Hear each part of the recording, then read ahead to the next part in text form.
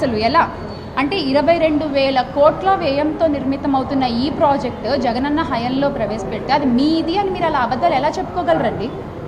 ఇది ఎంతవరకు సమంజసం అసలు?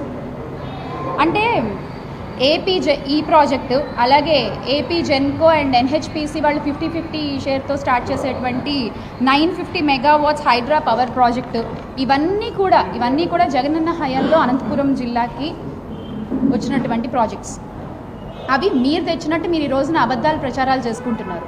ఆయన ప్రజలకు ఇచ్చిన మాటను ఆయన నిలబెట్టుకున్నారు. నేను మొదటి ఏడాది కాలం మీ టర్మ్ పీరియడ్ గురించే మాట్లాడుతున్నా. మళ్ళీ మీరు మొత్తం 5 ఏళ్ళు చేస్తుంది ఇప్పుడు చెప్తారండి అనద్దు. మొదటి ఏడాది చేసాము, మొత్తము చేసాం మీరు మొదటి ఏడాదే గాలికి వదిలేశారు. ఇక తర్వాత పరిస్థితి ఏంటి? ప్రజలకు కూడా అర్థమైంది ఎలాగో నెక్స్ట్ వీళ్ళు రారు, ఈ 4 ఏళ్ళు ఎలా భరించాలరా బాబు వీళ్ళని అని మాట్లాడుకుంటున్నారు.